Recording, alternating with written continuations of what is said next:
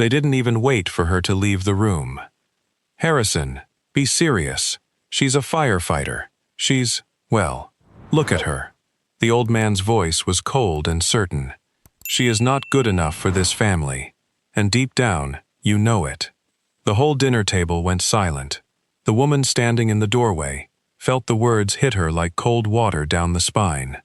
And the man beside her, the heir to one of the richest families in the country, slowly set down his glass and rose to his feet.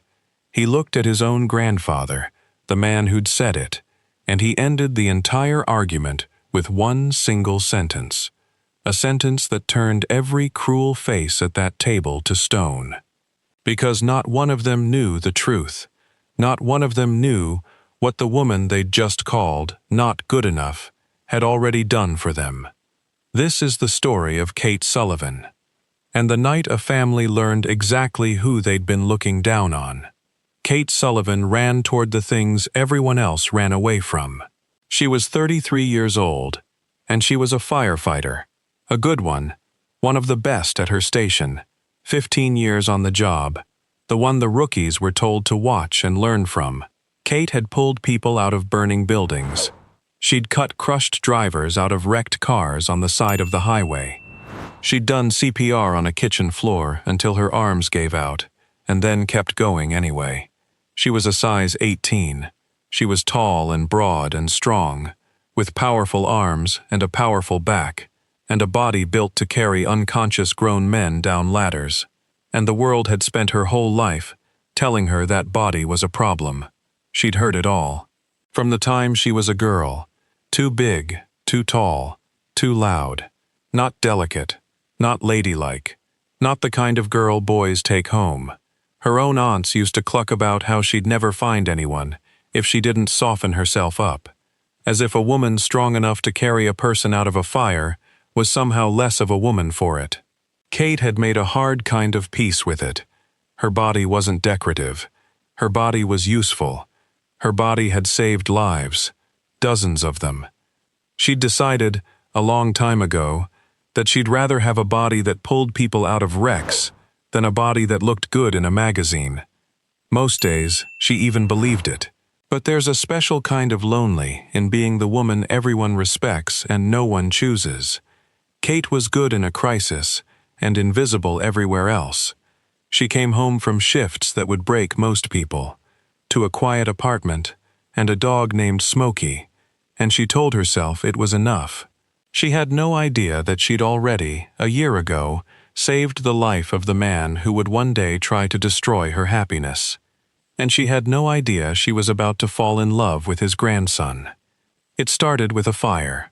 Not a big one, a grease fire in the kitchen of a glittering downtown hotel during some black-tie charity gala Kate's crew got called to as a precaution. By the time they arrived, the staff had it mostly handled, but protocol was protocol, so Kate and her team swept through to make sure, calm and professional, 300 panicked rich people in evening gowns watching firefighters tromp through their party in heavy boots. That's when one of the guests, an elderly woman, went down hard. Cardiac event. The ballroom erupted into useless chaos. Screaming, phones, a circle of helpless people in diamonds, and Kate Sullivan dropped to her knees beside the woman and went to work. Calm, total, commanding. She cleared the crowd with 3 words. She started compressions. She talked to the woman the whole time, in a low, steady voice, the way she always did, like the woman could hear her, because sometimes they could. And by the time the ambulance crew arrived, Kate had a pulse back, and an old woman was breathing, and 300 of the most powerful people in the city were staring at the broad-shouldered firefighter who just calmly handled the thing none of them could. One of those people was a man named Harrison Whitlock. Harrison was 38, the heir to the Whitlock fortune, old money, banking going back 4 generations, the kind of family with their name on libraries, and a grandfather who terrified senators. Harrison was handsome and serious, and deeply, quietly exhausted by his entire gilded world. He'd spent his whole life surrounded by beautiful, useless people performing beautiful, useless lives. And then he watched a firefighter kneel on a ballroom floor and breathe life back into a stranger, without 1 second of hesitation or one thought for who was watching. He'd never seen anything like her. He couldn't look away. He found her outside afterward, packing up the truck. "You saved that woman's life," he said. "It's the job," Kate said, not looking up. She was used to rich people getting weird and breathless after they watched her work. "She'll be okay. That's what matters. I'm Harrison." "Kate." She glanced at him then, took in the tuxedo, the expensive watch, the careful hair, and she gave him a small, tired smile. "You should get back to your party, Harrison. Your kind of people and my kind of boots don't usually mix." "That," Harrison said, "sounds like exactly the kind of party I'd like to leave." Kate laughed, despite herself, and something started, right there, on a wet curb beside a fire truck, between a firefighter and a billionaire who'd just realized he'd spent his whole life waiting to meet someone real. Harrison didn't hide who he was. That was one of the first things Kate liked about him. He told her plainly. The family, the money, the name. He didn't dangle it, and he didn't apologize for it. And then he spent the next 3 months proving, patiently, that none of it was the point. He showed up at her station with terrible coffee and good questions. He sat on her ratty couch and scratched Smokey's belly. He listened, really listened, when she talked about the job, the calls that haunted her, the bodies her strong arms had carried out of the dark. He never once looked at her the way her aunts had. He looked at her like she was the most extraordinary person he'd ever met, like her strength was the most beautiful thing about her, not the thing she had to apologize for. "Do you know how rare you are?" he said one night, watching her across her tiny kitchen. "Everyone in my world is so busy curating themselves. You ran into a burning building this morning. You're the realest thing I've ever touched."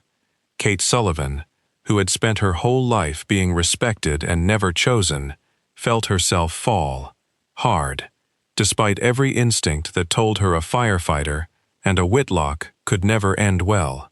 And one night, curled up on that ratty couch, she told him about the call that still woke her up sometimes.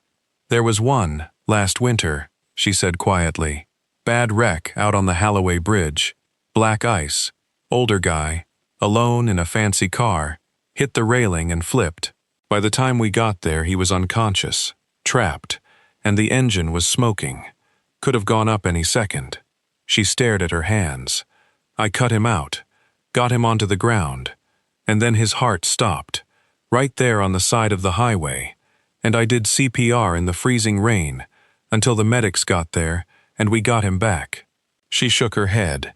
"I never found out his name, never knew if he made it past that night. You usually don't. In this job, you save them and they vanish into a hospital and you never know."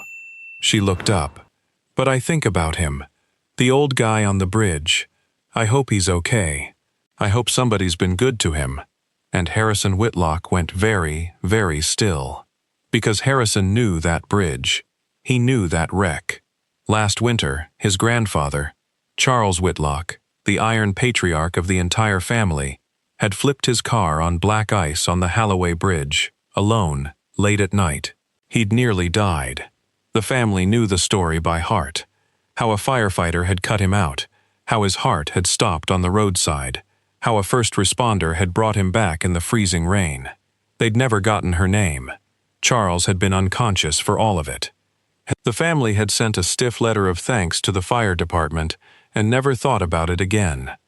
Harrison sat on that couch, looking at the woman he was falling in love with, and the whole world rearranged itself around a single impossible fact. Kate Sullivan had saved his grandfather's life. The man who would, Harrison already knew, be the cruelest about her. The man who measured every human being by their bloodline and their bank balance and their dress size. The proud old king of the Whitlock family. He was alive because of the woman his family would call not good enough. Harrison didn't tell her.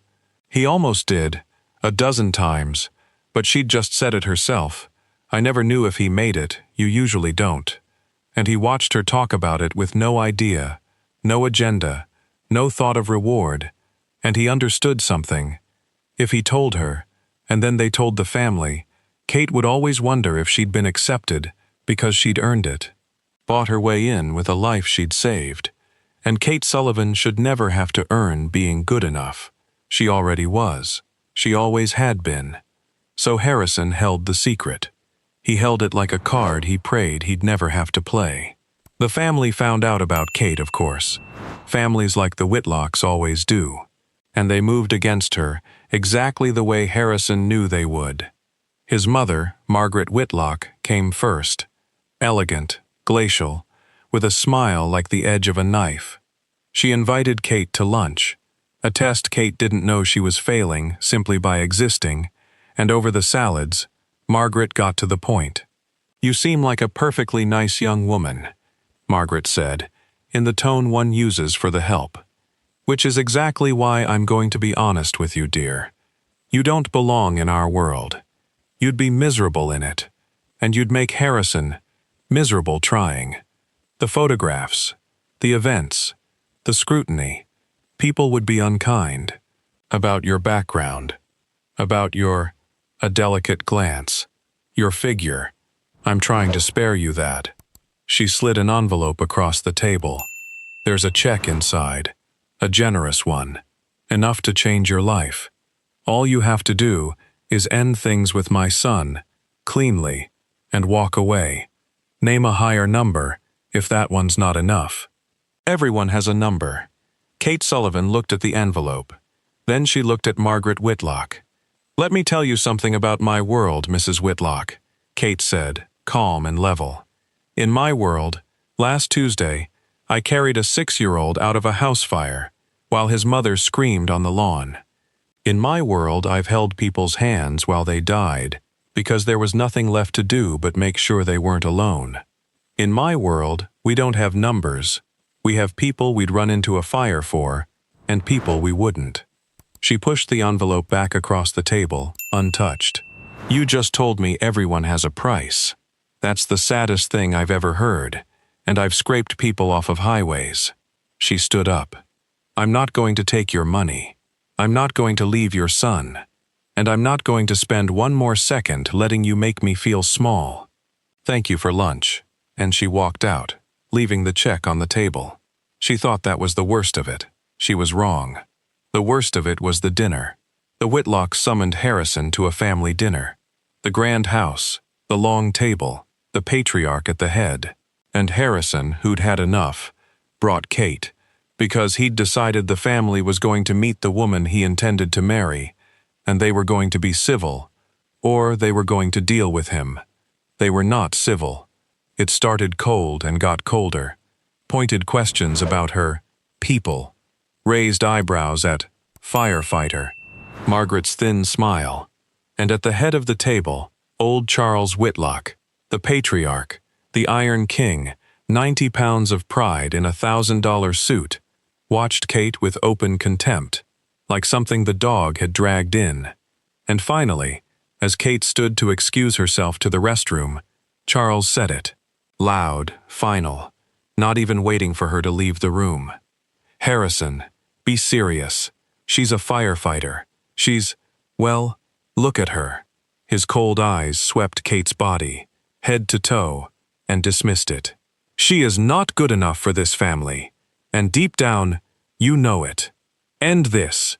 Find someone appropriate. Someone who looks like she belongs in the portraits in this hall. Not this." The table went silent, and Kate Sullivan, standing in the doorway, felt every old wound of her whole life tear open at once. Too big, too rough, not the kind of woman, not good enough. But Kate was not a girl anymore. Kate ran toward the things other people ran from. She turned around, and she lifted her chin, and she spoke into the silence with a steadiness that filled the whole room. "You know what, Mr. Whitlock? You're right about one thing. I don't look like the portraits in your hall." Her voice didn't shake. "My arms are too big, because they carry grown men out of fires. My back is too broad, because it's held up ladders with people's lives on the other end. My hands are rough, because I've done chest compressions until they bled. So no, I don't look delicate. I don't look like I belong in a painting." She looked him dead in the eye. "But I'm not going to stand in your beautiful house and beg you to think I'm good enough. I know exactly what I am. I save lives for a living. And I'm not going to let a man who measures people by their dress size make me doubt that for one single second." She turned to Harrison, and her eyes softened. "I love you, but I won't beg these people. I'd rather walk away with my dignity than win their approval without it. I'll be in the car." And she turned to go. She made it 3 steps toward the door. That was when Harrison Whitlock stood up. "Sit down, Kate," he said gently. "Please, just for one more minute." And then he turned to his grandfather, and his voice changed into something Kate had never heard from him. Something quiet and hard, and absolutely final. "Grandfather, you just said this woman isn't good enough to be in this family." He let it hang there. "So I'm going to tell you a single fact, and then I never want to hear you question her worth again. As long as you live." The whole table waited. "Last winter," Harrison said, "you flipped your car on black ice on the Holloway Bridge. You were trapped and unconscious, and your heart stopped on the side of the road in the freezing rain. And a firefighter cut you out of that wreck and knelt in the ice and breathed the life back into your body with her own 2 hands, the hands you just called too rough. She never knew your name. She never asked for a thing. She spent a year quietly hoping the old man on the bridge turned out okay." He looked around the silent, frozen table and landed back on his grandfather. "Her name is Kate Sullivan, and every cruel word you've thrown at her tonight, grandfather, you threw it with lungs that she saved." The room turned to stone.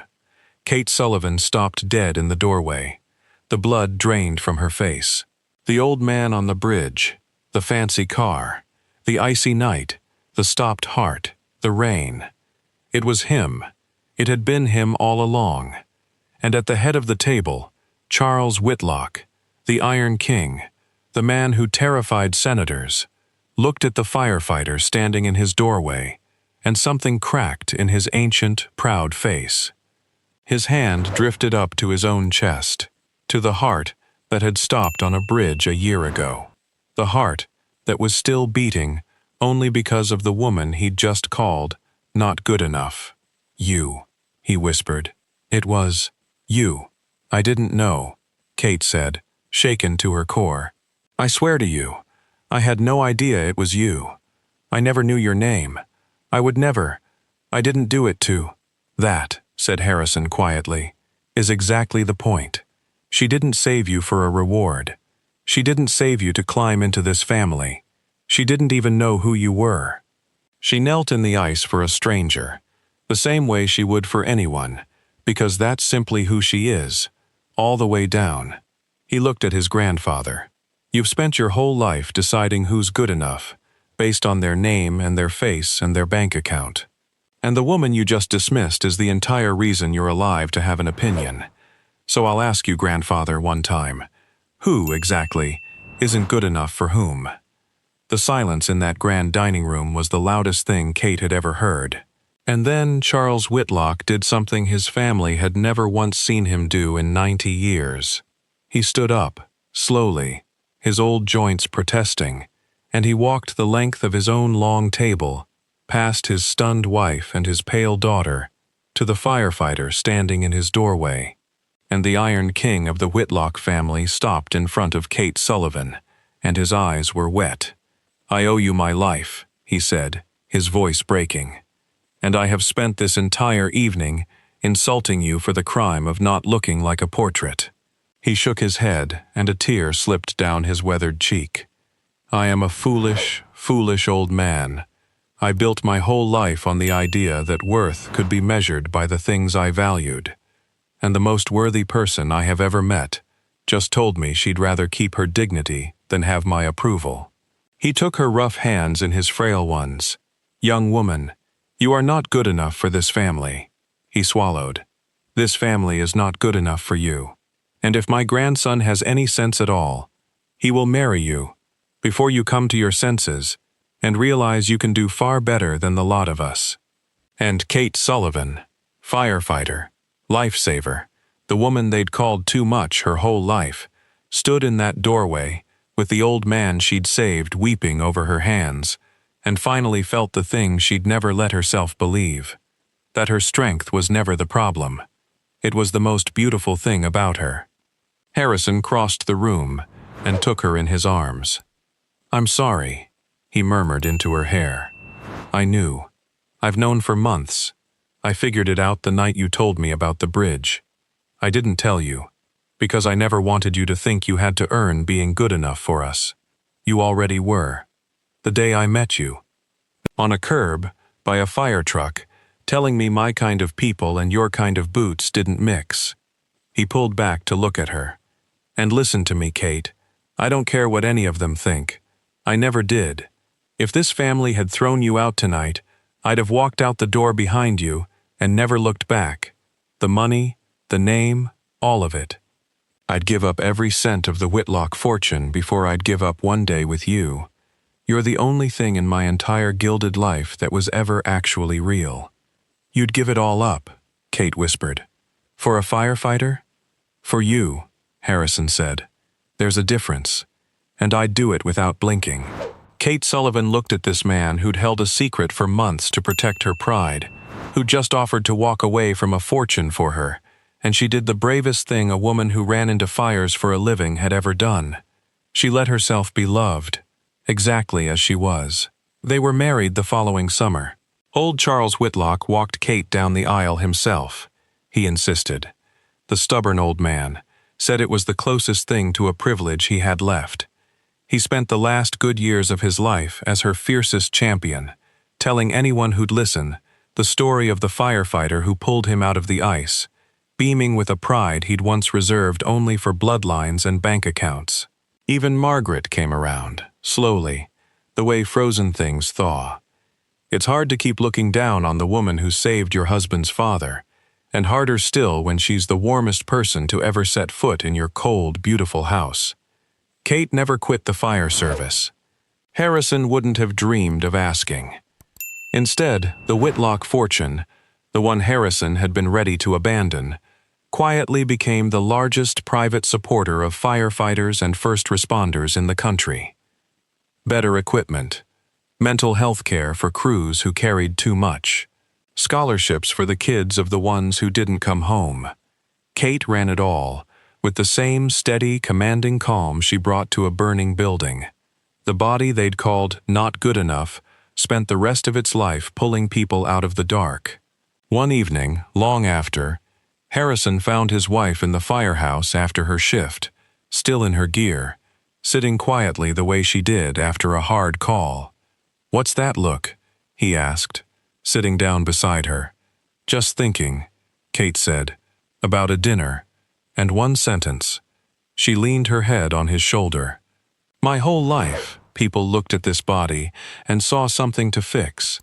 Something too big, too strong, too much." She turned her rough hands over in her lap, and it turned out these were the hands that saved the life of the man who'd have kept us apart. She laughed softly. "There's a kind of justice in that, isn't there? There's a kind of truth in it," Harrison said. He kissed the top of her head. "They spent so long deciding you weren't good enough, and you were the strongest, bravest, best person any of us had ever met. We were just too small to see it." He took her hand. "You ran toward the thing everyone else ran from. Kate, you always have. I'm just grateful that one day you ran toward me." And Kate Sullivan, firefighter, wife, the woman they said wasn't good enough, leaned into the only person who'd ever seen her strength as the gift it always was. And she finally understood, all the way down to the bone, the thing she'd spent her whole life refusing to believe. She was never too much. She was never the wrong shape, or too rough, or not enough. She was exactly, perfectly, more than good enough. She always had been. They were just measuring with the wrong ruler. So that's the story of how a firefighter, the family called not good enough, turned out to be the reason their patriarch was alive to insult her, and how one sentence ended an argument that should never have started. Charles Whitlock spent 90 years deciding who deserved a place at his table, and he learned, in a single moment, that the woman he'd scorned had given him the only thing that ever truly mattered: another day to be alive. Kate proved that your worth was never about your size, or your name, or how you look in a portrait. It's about who you are when someone needs saving. And by that measure, she was the richest person in the room all along. Did that one sentence give you chills? Did old Charles walking her down the aisle bring a tear to your eye? If you believe a person's worth is measured by their heart and not their dress size, go ahead and tap that like button. Share this story with someone who was ever told they weren't good enough, and subscribe to Elena Love Stories and ring that bell, because here, the person the world looks down on always turns out to be the one who mattered most. Now tell me down in the comments, what would you have said to that family at the dinner table?